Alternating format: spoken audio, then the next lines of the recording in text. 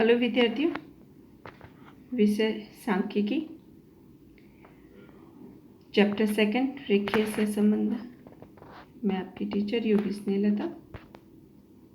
अब हम आगे देखते हैं स्पेयरमैन के क्रमांक सहसंबंध की विधि। हमने आगे के दो चलों के बीच के सहसंबंधांक का मान को ज्ञात करने के लिए कार्ल पियर्सन की विधि का अध्ययन किया।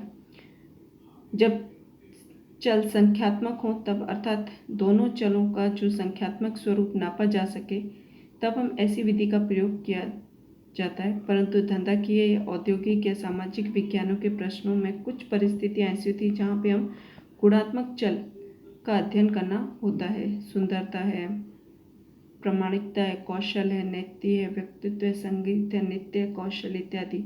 इन परिस्थितियों में इन लक्षणों को संख्यात्मक रूप में नहीं नापा जा सकता, परंतु गुणवत्ता अनुसार रख कर क्रम दिया जा सकता है। इस विधि से प्राप्त दो लक्षणों के क्रमों को जोड़ने पर से प्राप्त चार्ल्स स्पेयरमैन द्वारा सूचित सहसंबंधांक को स्पेयरमैन का क्रमांक सहसंबंधांक कहते हैं।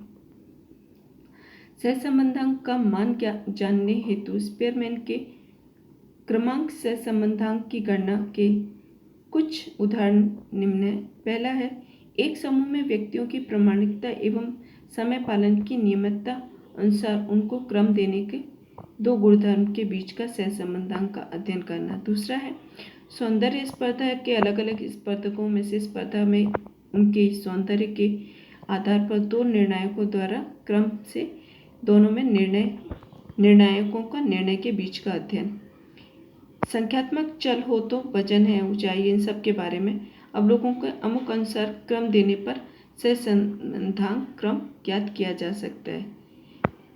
सामान्यतः जब दो चलों का मूल्य में अपकिरण अधिक हो तब कार्ल पियर्सन विधि से सहसंबंधांक गुणांक ज्ञात करने के बदले में क्रमांक सहसंबंधांक गुणांक ज्ञात किया जाता है।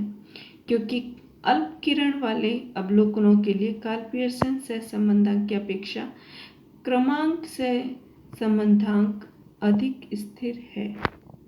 यहाँ पे इसको लिखने का तरीका, जब दो अलग अलग गुणधर्म दिए जाते हैं तो अवलोकन जितने हो n तक 1 2 3 4 5 से n संख्या तक धारण कर सकता है। x जितने भी हो, r1 x1 से rxn तक जा सकता है और y ry1 से ryn तक जा सकता है। क्रमांक सहसंबंधांक का सूत्र क्या है? r इजिकल टू, सूत्र है ये सूत्र r is equal to 1 minus 6 sigma d square upon n under n का स्क्वायर माइनस 1।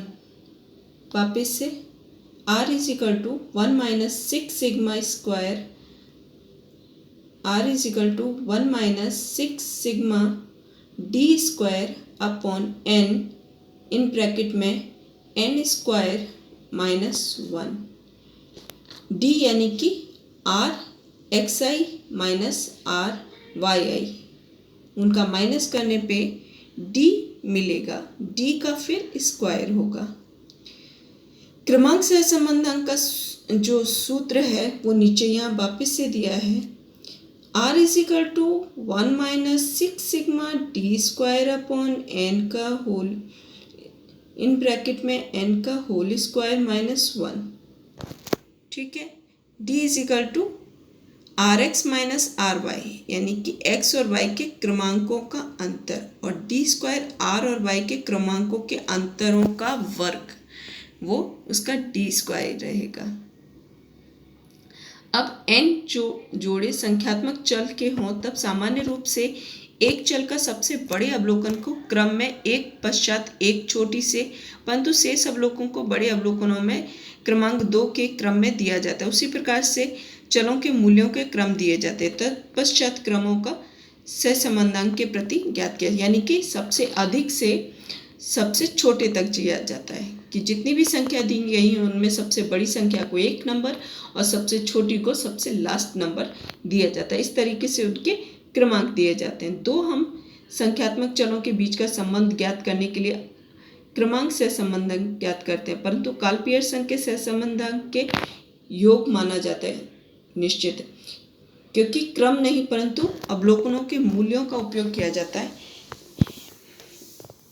यहाँ उल्लेख करना है कि क्रमांक सहसंबंधांक के कुछ अन्य नहीं परंतु दो गुणधर्मों को दिया क्रमों के बीच का कार्ल पियर्सन के सहसंबंधांक ही हैं। अतः कार्ल पियर्सन के जो सहसंबंधांक है, जैसे कि क्रमांक सहसंबंधांक का अर्धघटन किया जा सकता है। कार्ल पियर्सन की विधि में सहसंबंधांक का मान जो है एक समान नहीं होता, परंतु दो चल के मूल्यों का जो n है, यानी कि प्राकृतिक संख्या जो है क्रमबद्ध हो, तब कार्ल पियर्सन की विधि का उपयोग और स्पेयरमैन की विधि का उपयोग सहसंबंधांक का मान ज्ञात करने में यह एक समान होता है। जैसे यहाँ पे हम एक उदाहरण देख रहे हैं। उदाहरण नंबर 16, एक कंपनी के दो मैनेजरों द्वारा उनकी कंपनी में कार्यरत कर्मचारियों में से चुने गए 7 व्यक्तियों को उसके कार्यभार के कौशल के आधार पर निम्नानुसार क्रम दिया है। व्यक्ति A B C D E F G है।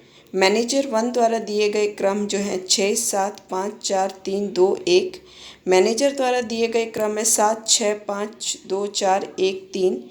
इस सूचना से दोनों मैनेजरों द्वारा किए गए मूल्यांकन के बीच का क्रमांक सहसंबंधांक ज्ञात कीजिए। यहाँ पे देखिए विद्यार्थियों, यहाँ पे लिखा है व्यक्ति, कोष्टक में पहला कॉलम जो है वो व्यक्ति का ABCDEFG है कुल।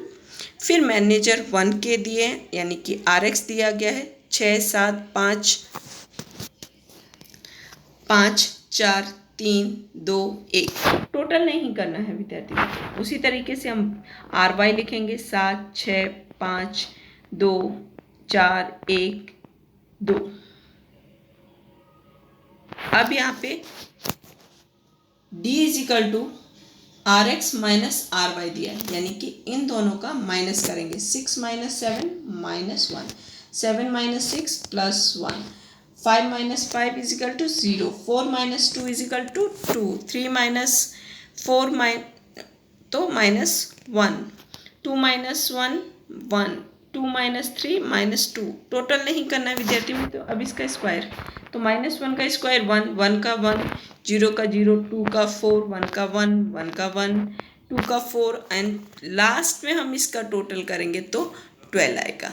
अब इसको सूत्र में रखेंगे, तो सूत्र में रखेंगे तो सूत्र क्या है, R = 1 - 6 sigma d², n in bracket में n का स्क्वायर -1। अब इसकी वैल्यू 1 - 6